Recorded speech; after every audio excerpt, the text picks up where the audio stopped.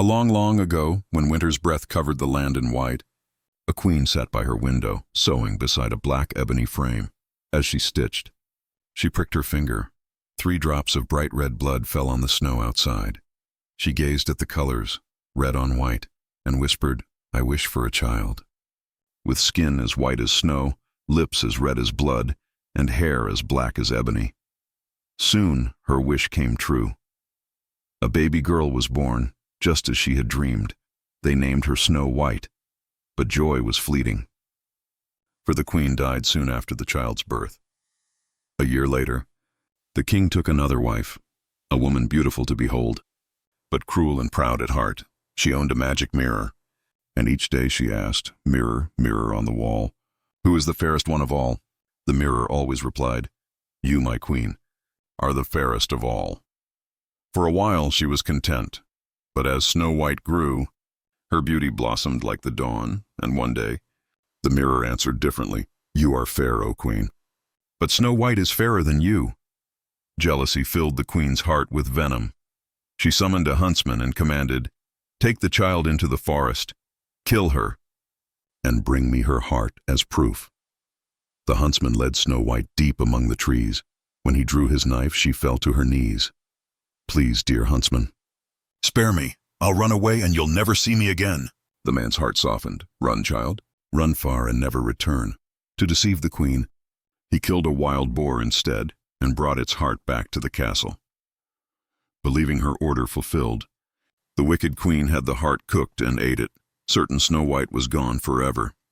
But deep in the forest, the girl wandered alone. Dark branches clawed at her dress, and every rustle made her tremble. At last, as the sun began to fade, she came upon a small cottage with 7 tiny chairs, 7 little plates, and 7 neat beds. Hungry and tired, she ate a little, drank a little, and fell asleep in the smallest bed. That night, the 7 dwarfs returned from their mines. "Someone's been sitting in my chair," said one. "Someone's eaten from my plate," cried another. "And someone's sleeping in my bed, and here she is." When they saw her, they whispered in awe, "What a lovely child." They let her rest, and when morning came, Snow White awoke to their kind faces. She told them her story. The jealous queen, the huntsman, the forest. The dwarfs said, "Stay with us. Keep our home cook and clean, and we'll protect you." Grateful, Snow White agreed, and for a while peace returned. But far away, the queen again stood before her mirror. "Mirror, mirror on the wall, who is the fairest one of all?" The mirror replied, "You are fair, O queen, but Snow White beyond the hills with 7 dwarfs is fairer still." The queen's rage flared like fire. Disguising herself as an old peddler woman, she traveled over the mountains to the dwarf's cottage. "Lovely laces for sale, my dear." Snow White, suspecting nothing, opened the door. "Oh, how beautiful." "Allow me, dearie. Let me lace it tight." She pulled the laces until Snow White could not breathe. The girl fell still. When the dwarfs returned, they loosened the laces and saved her life. "That was your stepmother," they warned. "Promise us, never open the door again." But the queen's fury only grew. She disguised herself again, this time with a poisoned comb. "Pretty combs for your lovely hair."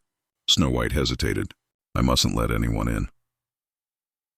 "Then let me show you from the window," the woman said sweetly. The moment the comb touched Snow White's hair, she collapsed. When the dwarfs found her, they pulled out the comb, and she breathed once more. "Please," they begged, "no more strangers." Yet the queen would not rest. She prepared her most cunning trap, a perfect apple. Half white, half red, the red side poisoned. Dressed as a farmer woman, she knocked once more. "Delicious apples, my dear. Take one, I'll eat the other." Snow White took a bite and fell to the floor, lifeless. This time no magic could wake her. The dwarfs wept and placed her in a glass coffin upon the mountain. Inside, she lay as beautiful as if merely asleep. One day, a prince riding through the forest saw her, read the golden letters and whispered, "Snow White, daughter of a king." He begged the dwarfs, "Let me take her with me. I will honor her forever." Reluctantly they agreed. But as his servants carried the coffin, they stumbled, and the piece of poisoned apple flew from her lips. Snow White's eyes opened. "Where am I?" she asked softly. "You're safe now. said the prince. "Come with me and be my queen."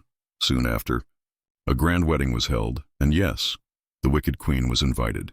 Before leaving, she asked her mirror, "Mirror, mirror on the wall, who is the fairest one of all?"